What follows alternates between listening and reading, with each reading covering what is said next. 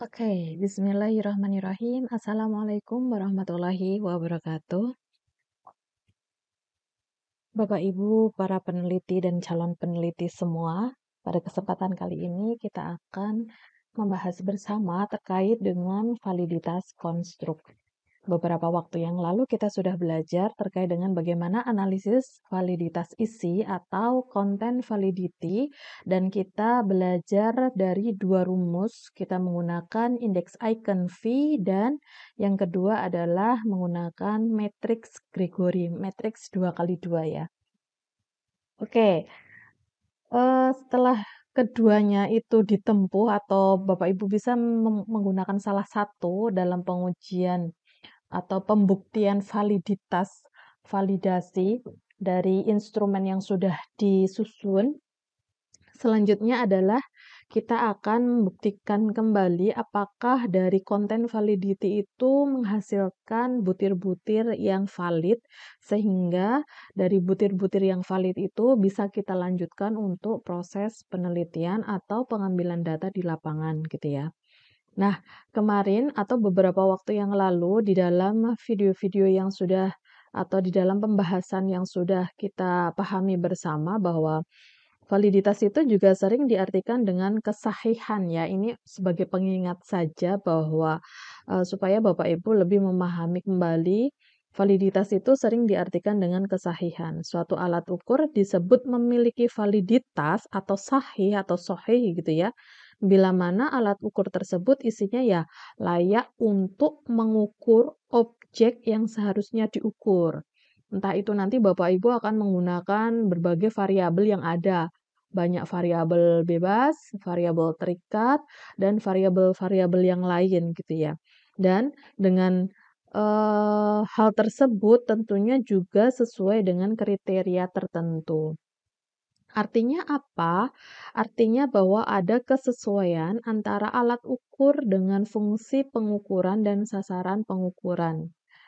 Nah, kita akan bahas tuntas terkait dengan validitas konstruk.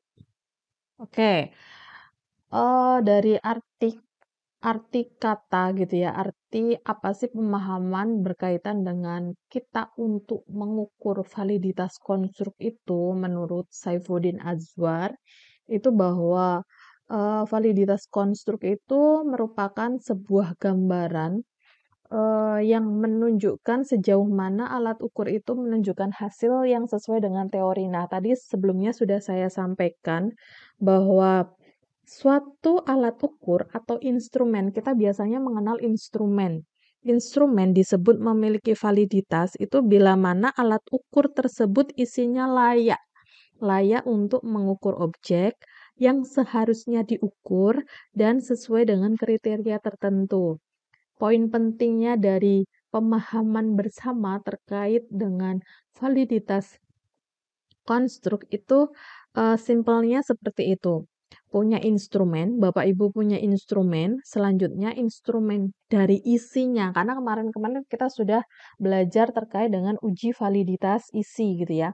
Dari isinya itu sudah layak untuk mengukur objek. Nah, apa yang diukur? Nah, Bapak Ibu nanti bisa menentukan ya, apakah terkait dengan leadership, kepemimpinan, atau terkait dengan motivasi gitu ya, atau berkaitan dengan hal-hal lain yang akan diukur gitu ya. Apakah prestasi, performance, kinerja, dan lain sebagainya. Nah, terus dengan hal tersebut tentunya alat ukur yang sudah disiapkan, yang sudah diuji gitu ya, ditempa dengan berbagai pengujian validitas maupun terkait dengan reliabilitas yang nanti kita juga akan belajar bersama. Nah, tentunya penyusunannya, pengujiannya itu sudah sesuai dengan kriteria tertentu dan berdasarkan kaidah-kaidah teori itu ya, sesuai dengan teori gitu ya.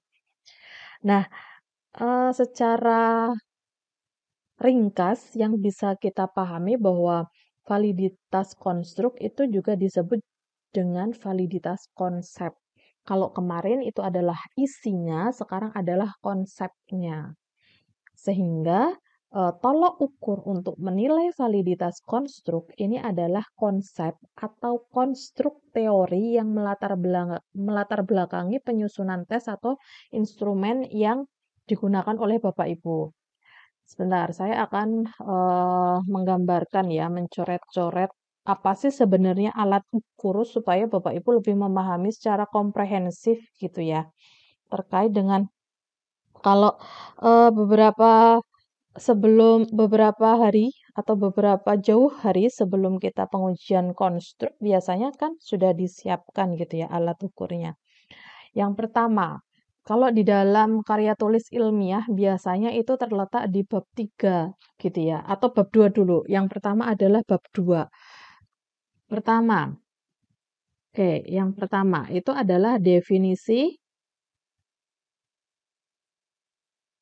konseptual. Nah, ini biasanya kalau Bapak Ibu menuliskan definisi konseptual itu ada di bab 2, yaitu kajian teori biasanya gitu ya. Kalau kuantitatif, kajian teori itu diperbanyak sekali dengan berbagai pengertian teori-teori yang relevan dengan substansi atau konsep dari penelitiannya Bapak Ibu semua. Ini yang pertama. Apa yang harus dilakukan? Yang pertama adalah Bapak Ibu mencari sumber. Ya, tentunya kalau berdasarkan apa berdasarkan kajian teori yang terkini, sumber-sumber yang harus dicantumkan itu adalah sumber-sumber yang relevan pertama. Terus yang kedua adalah sumber-sumber yang berbeda. Jadi misalnya ya, berdasarkan menurut A gitu ya. Nanti beberapa teori yang dimunculkan di situ tidak hanya sekedar menurut A semua. Jadi misalnya menurut A bla bla bla bla. Hal ini juga ditegaskan oleh A bla bla bla bla bla. Terus apa pernyataan tersebut juga didukung oleh A bla bla bla. Nah, tidak semua menggunakan teorinya A gitu ya. Sehingga sumber yang sangat kaya, yang mendalam itu adalah ketika Bapak Ibu menyusun kajian-kajian teori berdasarkan sumber-sumber yang ada yang relevan sesuai dengan substansi yang itu yang berbeda. Misalnya terkait dengan leadership atau kepemimpinan gitu ya, kepemimpinan kepala sekolah atau kepemimpinan yang lain. Nah, Bapak Ibu bisa menggabungkan pengertian atau teori kepemimpinan tersebut dari berbagai sumber yang ada. Misalnya nih, menurut A, hal tersebut juga ditegaskan oleh B, pernyataan kedua teori tersebut juga didukung oleh pernyataannya C, D, E, F, dan lain sebagainya itu akan menjadikan sumber konseptual atau definisi konseptual yang akan dikembangkan menjadi instrumen itu yang sangat kaya. Nah, selanjutnya ketika Bapak Ibu sudah menguraikan apa sih sebenarnya teori-teori yang relevan dengan substansi dari penelitian Bapak Ibu, selanjutnya adalah Bapak Ibu itu melakukan sintesa. Apa itu sintesa? Sintesa adalah sebuah kesimpulan sederhana di akhir dari mengkaji atau pengkajian teori-teori yang sudah ada. Sintesa ini banyak sekali ya rumusnya.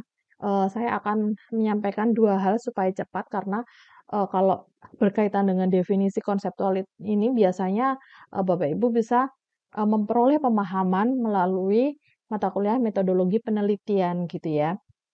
Sehingga sintesa Bapak Ibu itu nanti akan bisa memperhatikan kondisi substansi yang akan diteliti dengan yang sudah ada gitu ya. Apakah Bapak Ibu itu debate atau support? Jadi Bapak Ibu apakah akan mendukung atau mendebat gitu ya dengan teori-teori yang sudah ada. Sehingga nanti akan muncul dari sintesa ini akan muncul indikator-indikator penting yang akan dijadikan sebagai butir-butir atau indikator-indikator yang disusun untuk kisi-kisi instrumen. Nah, ini adalah alat ukur.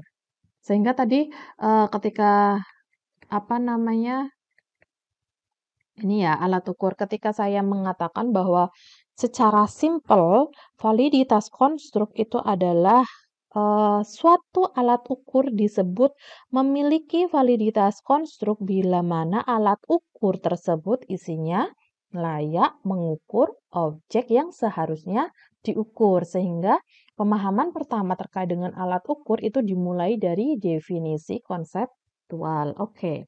Yang kedua itu adalah definisi, ini yang ada di, maaf ini definisi operasional. Nah, ini biasanya Bapak Ibu bisa menemukan definisi operasional ini di bab 3 yang sudah penelitian ya. Nanti kalau misalnya Bapak Ibu mau melihat hasil-hasil penelitian yang sudah dilakukan oleh para peneliti terdahulu. Nah, itu ada di definisi operasional. Di definisi operasional itu biasanya dicantumkan ada jumlah dan definisi indikator-indikator yang sudah ditemukan melalui definisi konseptual.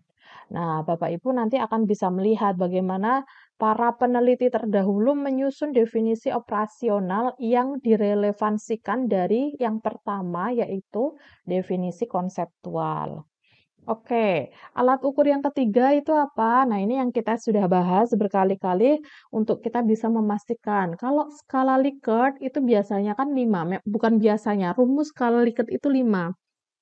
Tetapi kadang ada beberapa peneliti itu yang menghilangkan 1 sehingga 4 gitu ya, yang tidak menggunakan skala ketiga. Banyak para peneliti atau banyak, orang awam yang memahami bahwa skala 3 itu netral, padahal sebenarnya itu bisa dijadikan, kategori lain selain netral gitu ya. Oke, alat ukur yang ketiga adalah skala. Nah, kemarin kita juga sudah belajar apa itu skala Goodman, apa itu skala Likert gitu ya, dan berbagai skala yang belum saya ajarkan.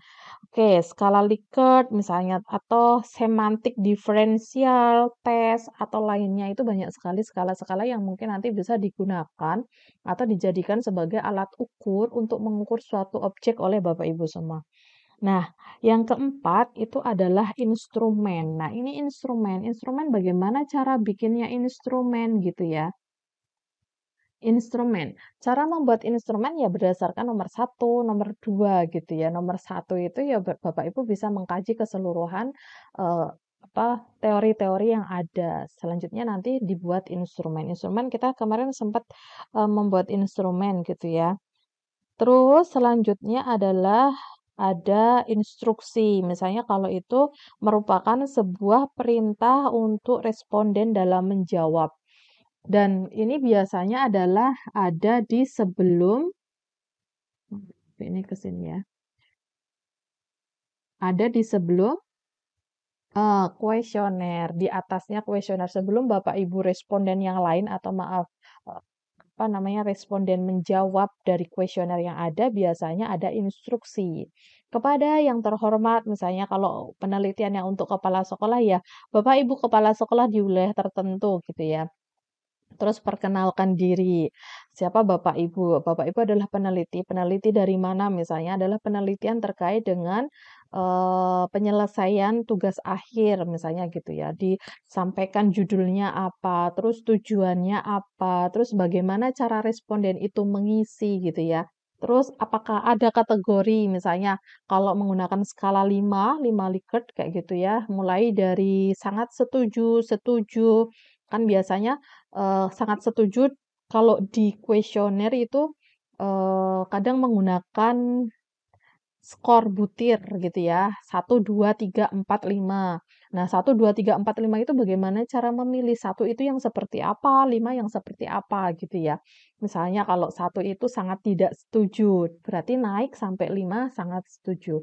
Atau mungkin menggunakan, eee, kategorisasi yang dibuat simbol misalnya STS, S, ST seperti itu. Nah, itu adalah instruksi bagaimana cara responden nanti untuk mengisi kuesionernya Bapak Ibu semua.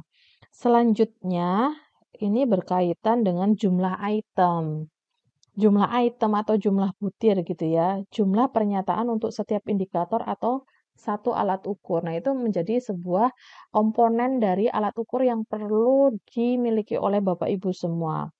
Selanjutnya ada penyekoran. Nah, ini yang tidak luput ya, tidak apa namanya, eee eee, yang harus ada gitu ya, yang Bapak Ibu juga harus bisa memperhatikan terkait dengan penyekoran.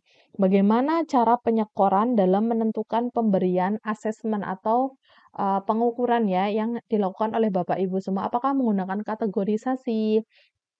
Apakah menggunakan rumus tertentu gitu ya, atau menggunakan formula-formula lain yang bisa dijadikan sebagai alat ukur. Nah, selanjutnya yang kesembilan ini ada sampel atau populasi. Bapak Ibu akan memperhatikan sekali bagaimana jumlah dan karakteristik sampel responden yang akan diuji cobakan. Misalnya, dalam kesatuan wilayah, ini namanya adalah populasi ya, masih ingat bahwa kesatuan wilayah ini adalah populasi. Nah, dalam kesatuan wilayah, misalnya misalnya ini DIY, DIY adalah populasi. Oke ya, DIY ini adalah populasi. DIY memiliki 4 kabupaten dan 1 kota. Misalnya ini Bantul, Sleman, Kota Jogja, Gunung Kidul, Kulon Progo misalnya ya. Nah, ini adalah apa namanya, wilayah-wilayah yang ada di populasi. Artinya Bapak Ibu nanti bisa menggunakan sampel-sampel yang ada di sini, misalnya di setiap kabupaten dan atau kota gitu ya, seluruh wilayah. Bagaimana cara pengambilan bagaimana cara untuk menyusun sampel atau, menggunakan sampel Bapak Ibu nanti bisa belajar terkait penentuan sampel gitu ya, itu di Metopen, karena ada teori-teori terkait dengan penentuan sampel. Apakah distrik, ataukah cara pengambilan dengan seperti apa, dengan rumus apa gitu ya. Kecuali kalau nanti Metopen tidak ada, nanti kita bisa belajar bersama terkait dengan sampel-sampel ini. Oke, nah selanjutnya adalah waktu. Itu juga ini yang terakhir terkait dengan alat ukur ya, adalah waktu. Interval waktu perilaku yang diukur dengan waktu pengukuran itu juga penting dan salah satu saya masih ingat sekali kata guru saya yang berkaitan dengan salah satu data kuantitatif itu memiliki kualitas yang baik itu adalah karena waktu. Waktu, interval waktu perilaku yang diukur atau responden yang mau dijadikan sebagai alat ukur yang mengisi kuesionernya kita gitu ya, dengan waktu pengukuran itu menjadi hal yang sangat, apa ya, penting untuk kita perhatikan bersama. Kadang-kadang kita mungkin tidak mendapatkan data bagus karena bisa jadi ketika kita mengirimkan kuesioner itu di jam-jam sibuk sehingga responden itu tidak mengisi dengan benar gitu ya, tidak mengisi dengan, apa namanya, sesuai kondisi yang ada dari pernyataan atau pertanyaan di kuesioner tersebut. Nah, itu yang menjadikan bahwa data-data yang kita kumpulkan itu tidak bagus gitu ya, tidak baik dan, kalau dianalisis selanjutnya itu menghasilkan angka-angka atau penarikan kesimpulan yang tidak sesuai dengan kaidah-kaidah atau teori. Sehingga mungkin bisa jadi dengan hal itu Bapak Ibu bisa kembali lagi ke lapangan untuk pengambilan data kembali gitu ya. Setelah semuanya, apa namanya, dilakukan uji coba sebagai kesahihan tadi itu. Oke, bisa jadi juga kualitas, data itu tidak bagus karena waktu Bapak Ibu untuk memberikan kuesioner itu juga tidak tepat. Selain di jam sibuk, mungkin juga di jam yang, itu, kurang tepat gitu ya. Misalnya jam istirahat kok dikasihkan kuesioner, padahal jam istirahat adalah jam untuk, istirahatnya para responden misalnya gitu, atau di jam-jam yang itu benar-benar tidak sesuai dengan, pengisian kuesioner yang diharapkan gitu ya. Salah satu alternatif ya ketika Bapak Ibu bisa memahami karakteristik wilayah sampel sebagai responden untuk pengisian, kuesioner. Oke, caranya bagaimana kalau kita akan melakukan uji validitas konstruk gitu ya. Di sini ini ada beberapa hal. Nah, keempat hal tersebut nanti kita akan belajar yaitu dengan menggunakan analisis intrates, yaitu analisis faktor. Jadi kalau misalnya korelasi, nanti mungkin kita akan melihat dari output. Kita pakainya SPSS ya Bapak Ibu. Kalau korelasi kita nanti akan melihat dari output. Jadi nanti kita juga akan melihat bagaimana, apakah ada gitu ya, bagaimana dan apakah ada korelasi antara butir-butir tersebut sehingga ketika nanti di apa namanya, dicek pada pengambilan keputusan itu bisa terlihat bahwa hasil dari item atau butir satu misalnya itu ya memiliki nilai korelasi atau skor tes yang sedang, diukur misalnya gitu ya. Skor tes apa ya nanti berkaitan dengan penelitian Bapak Ibu. Terus misalnya yang kedua adalah perbedaan kontras antara kelompok yang memang benar-benar berbeda, misalnya perbandingan kinerja antara sekolah dengan menggunakan kategori baik atau kurang, misalnya kayak gitu ya. Terus, nah, matriks multi-thread, multi-metode ini sangat sangat apa ya, kalau bahasanya analisis itu sangat ketat sekali untuk bisa mendapatkan hasil yang maksimal dengan menggunakan multi-thread, multi-metode. Jadi banyak sekali ya multi-multinya untuk menentukan validitas itu konvergen dan validitas diskriminan. Sehingga nanti akan kelihatan mana sih validitas konvergen dan mana validitas diskriminan itu yang bisa dijadikan sebagai patokan untuk apakah validitas konstrak yang sudah dilakukan Bapak Ibu, analisisnya tersebut bisa dilanjutkan dalam proses pengambilan data atau tidak gitu ya, dalam proses penelitian atau tidak. Oke, Bapak Ibu kita kan akan, melakukan analisis intrates ya dengan menggunakan analisis faktor, sehingga nanti kita akan, menganalisis menggunakan SPSS dan kita akan menguji Bartlett Test of Sphericity. Nah, oke. Nah, ini adalah penarikan kesimpulan. Nanti kita akan melihat hasil dari output yang sudah kita lakukan analisis. Apabila signifikansinya kurang dari 0,05, artinya itu adalah rendah gitu ya. Maka korelasi antar variabel rendah sehingga analisis faktor tidak bisa dilanjutkan. Sehingga Bapak Ibu di situ harus banyak merevisi butir-butir item-item dari kuesioner yang sudah disusun. Nah, nanti akan dianalisis lagi dengan menggunakan validitas konstrak gitu ya, uji Bartlett, KMUN Bartlett. Nanti kalau misalnya masih rendah lagi, dianalisis lagi. Itu adalah treatment dari instrumen. Sehingga kalau misalnya nggak dianalisis bagaimana Bu? Kayak gitu ya. Misalnya sudah dianalisis nih, tapi kok signifikansinya rendah terus. Ya, itu artinya yang pertama Bapak Ibu tidak bisa melanjutkan untuk menggunakan instrumen tersebut dalam pengambilan data. Di lapangan itu nggak boleh. Itu yang pertama. Yang kedua adalah evaluasi. Evaluasi apa ya? Terkait dengan tadi alat ukur. Kan ada 10 yang tadi sudah saya sampaikan ya. Apakah terkait dengan definisi konseptual, definisi operasional, terus terkait dengan skala, fungsi instrumen, apalagi tadi itu, instruksi, terus format jawaban, jumlah item, penyekoran, sampel, waktu gitu, itu bisa dianalisis. Kalau waktu, oh ya ternyata saya salah nih, saya menyebarkan untuk uji validitas konstruknya kok di jam-jam sibuk misalnya gitu, atau di jam-jam yang para responden itu tidak memperhatikan sepenuhnya bahwa ada kuesioner yang perlu dijawab. Atau mungkin berkaitan dengan sampel populasi ya di wilayah tertentu. Ternyata bahasa atau kalimat-kalimat di kuesioner itu tidak relevan dengan responden di sampel atau populasi wilayah tertentu gitu ya. Bahasanya terlalu tinggi misalnya gitu. Bahasanya tidak masuk kalau misalnya menggunakan respondennya adalah guru ya, direlevansikan dengan kata-kata yang dipahami oleh guru gitu ya, sehingga tidak terlalu tinggi bahasanya, tidak terlalu rendah. Tidak menggunakan bahasa-bahasa asing yang tidak dipahami oleh para responden, misalnya gitu. Atau, respondennya siswa-siswa SMA. Nah, siswa-siswa SMA, dengan menggunakan pertanyaan atau pernyataan yang juga tidak dipahami oleh siswa-siswa SMA. Nah, itu diganti pernyataan pertanyaannya di kuesioner supaya responden itu benar-benar memahami apa sih inti dari pernyataan atau pertanyaan di kuesioner tersebut. Sehingga para responden itu bisa mengisi sesuai dengan kondisi dari masing-masing yang ada kayak gitu ya. Jadi tidak terlalu tinggi banget, tidak menggunakan bahasa-bahasa asing, bahasa serapan, kayak gitu ya.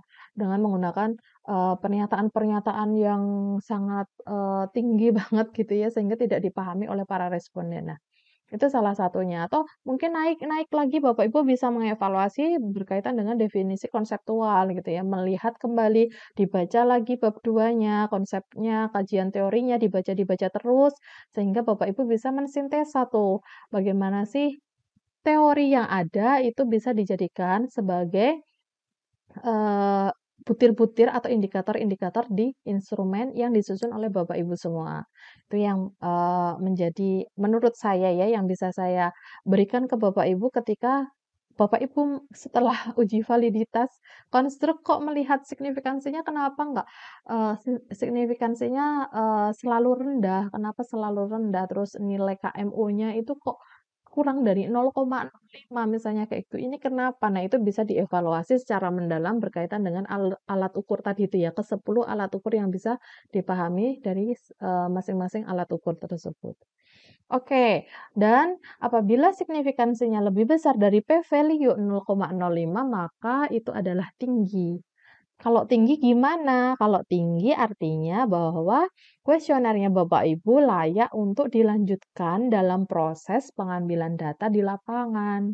Sehingga kuesionernya Bapak Ibu itu memiliki kesahihan yang baik gitu ya, sahih. Setelah diuji validitas isi, content validity gitu ya. Selanjutnya kontennya atau isinya itu sudah bagus misalnya, terus dikonstruk, konsepnya juga sudah bagus, artinya konten dan konstruk gitu ya.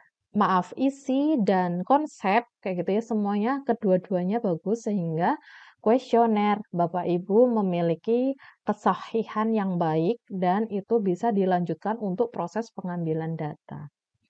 Oke. Itu sedikit dari apa yang sudah saya sampaikan. Ini nanti kita lanjut untuk praktik ya, bagaimana kita akan menguji terkait dengan uji validitas konstruk.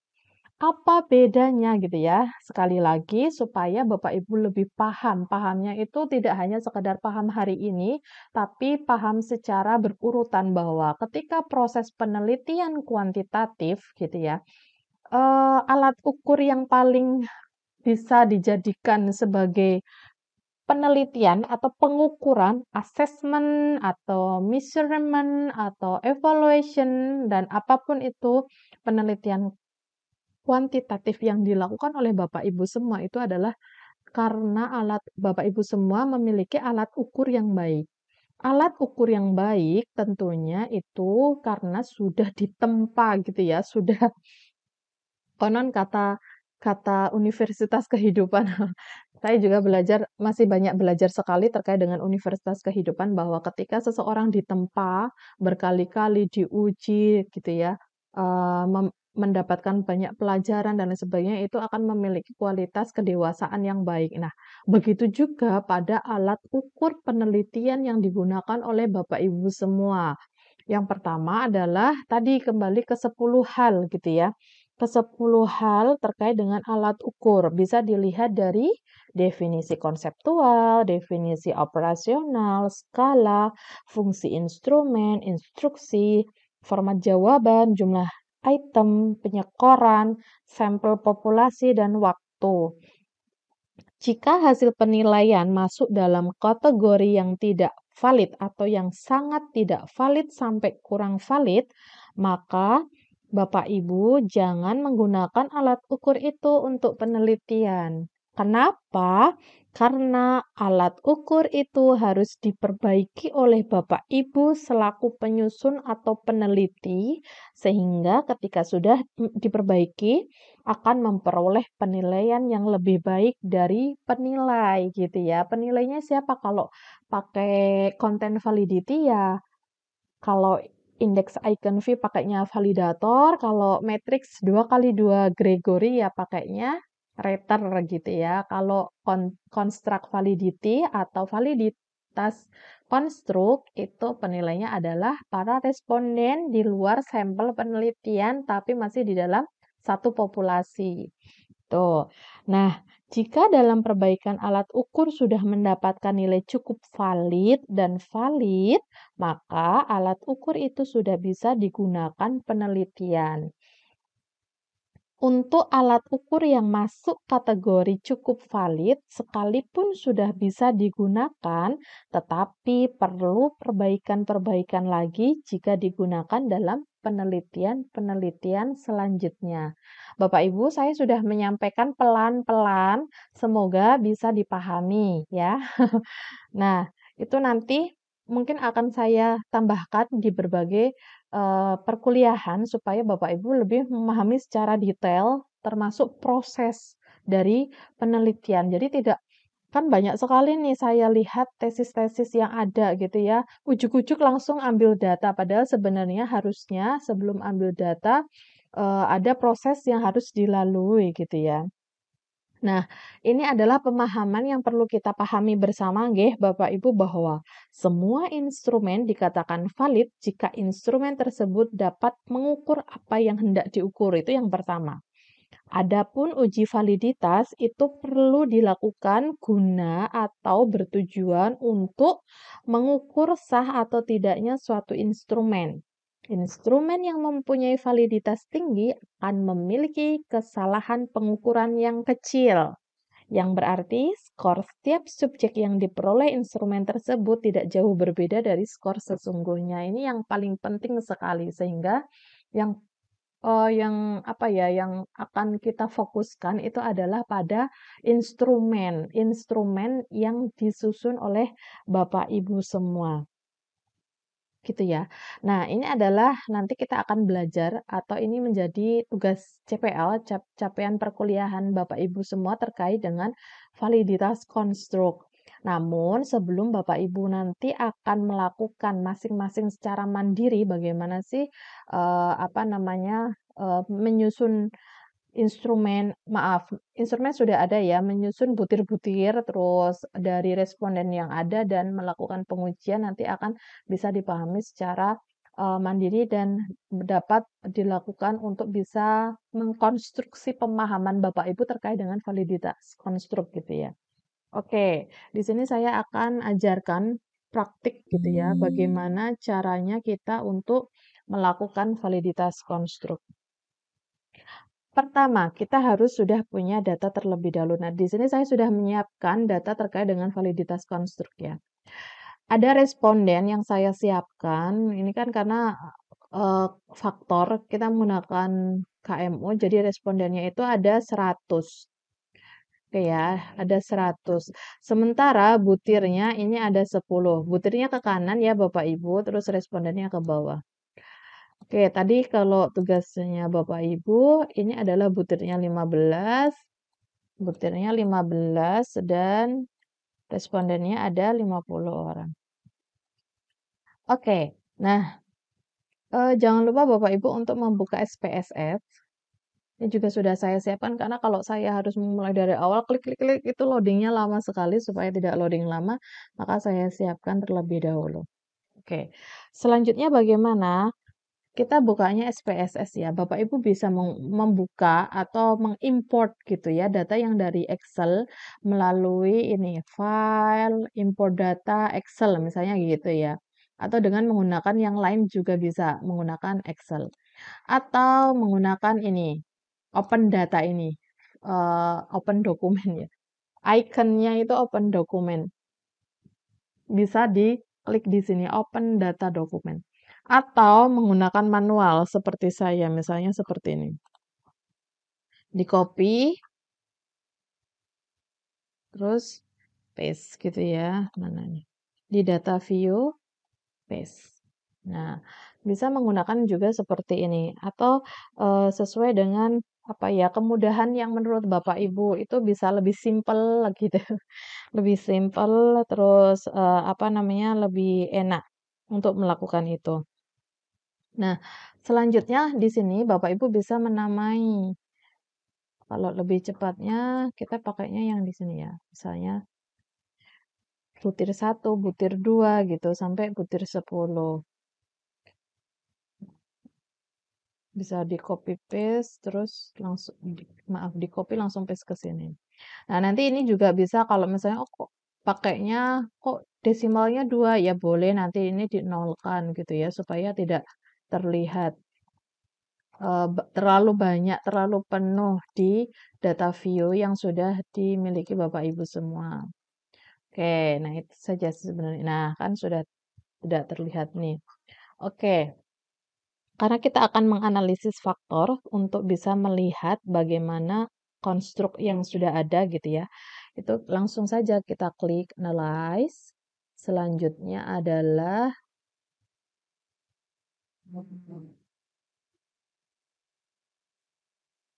dimension reduction. Nah, selanjutnya adalah faktor.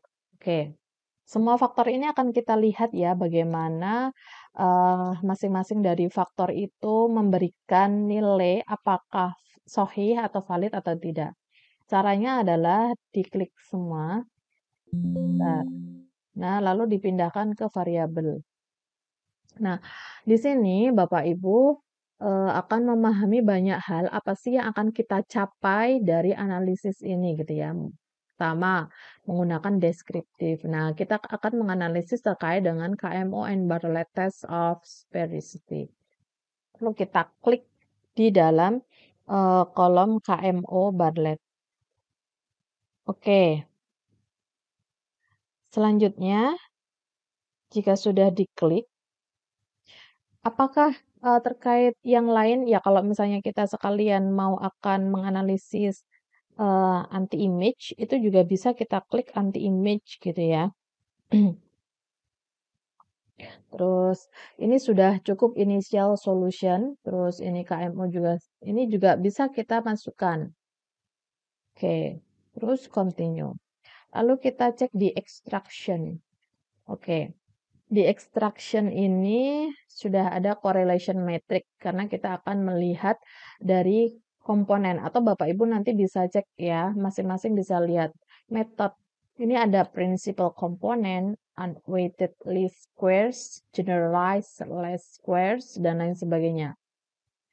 Dari masing-masing metode ini kita akan melihat terlihat atau menganalisis apa namanya sesuai dengan kebutuhan karena kita butuhnya adalah principal components dan itu apa namanya hanya itu saja yang perlu kita checklist. Oke, next adalah rotation. Nah, di rotation ini kita akan melihat bagaimana varian maksimal terkait dengan butir-butir yang ada sehingga kita klik Varimax, Varimax. Oke, selanjutnya klik continue dan sudah selesai kita klik OK. Nah, Bapak Ibu, ini kita bisa melihat ya di sini terkait dengan KMO Bartlett Test. Oke, ini ini kecil sekali. Oke. Oke, ini adalah hasil dari KMO and Bartlett Test. Asumsi yang mendasari dapat tidaknya digunakan analisis faktor adalah data metrik harus memiliki korelasi yang cukup.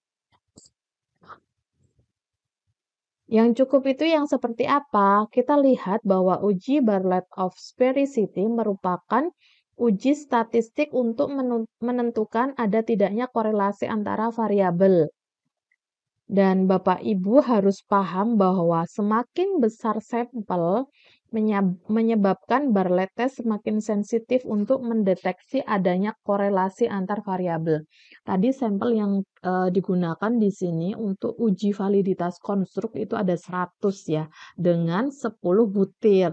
Nah, mungkin nanti kalau misalnya lebih dari 100 itu kedetek di KMO, Kaiser Meyer Alkin measure of sampling adequacy ini lebih sedikit. Jadi mungkin bisa turun nilainya 0, lebih dari bawah dari 0,8 atau 0,6 kayak gitu ya.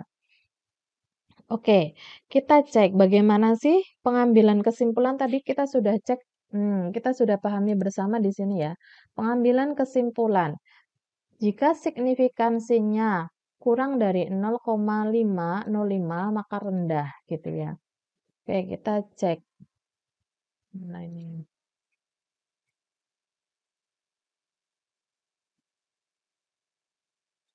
Hasil tampilan output ini Bapak Ibu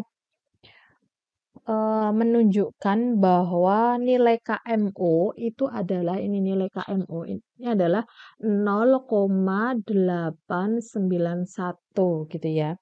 Sehingga dapat dilakukan analisis faktor.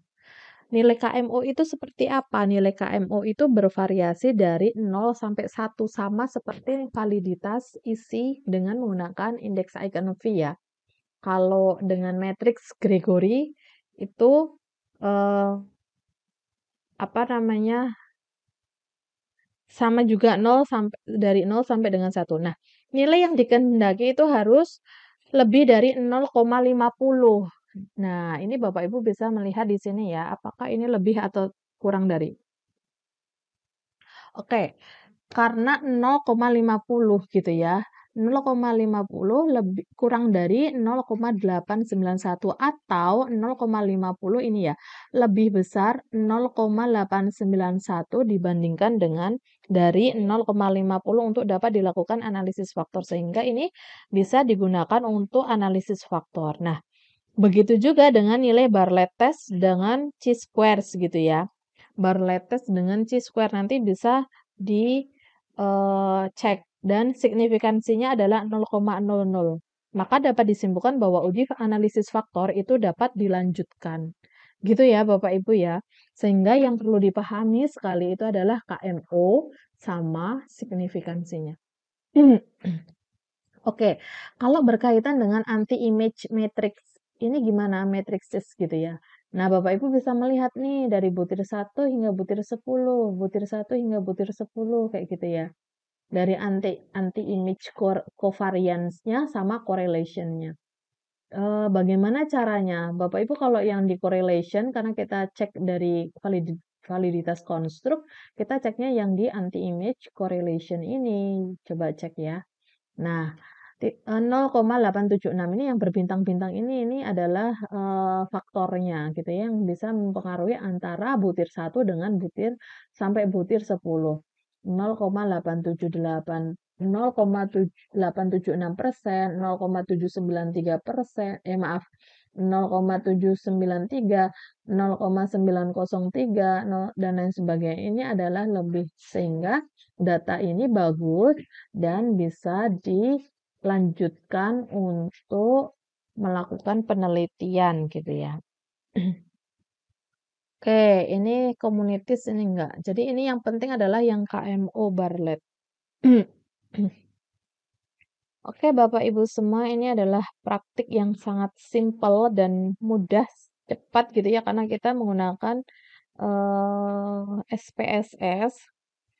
Itu yang perlu dipahami kita semua terkait dengan proses validitas, sehingga ketika instrumen sudah divalidasi dengan baik, itu maka Bapak Ibu bisa melanjutkan untuk proses penelitian. Oke, ini ya, sehingga tugas dari CPL-nya ini adalah Bapak Ibu akan melakukan penelitian dengan memiliki 15 butir. Selanjutnya Bapak Ibu uji dengan menggunakan responden sebanyak 50. Sehingga nanti di sini Bapak Ibu membuatnya adalah 15 butir dan ke bawahnya adalah 50 gitu ya, respondennya adalah 50. Nah, Bapak Ibu diminta untuk melakukan uji validitas konstruk dengan menggunakan KMO and Bartlett. Oke, Bapak Ibu semua, semangat dan selamat untuk melakukan uji coba validitas konstruk ya. Oke, sekian dari saya. Wassalamualaikum warahmatullahi wabarakatuh.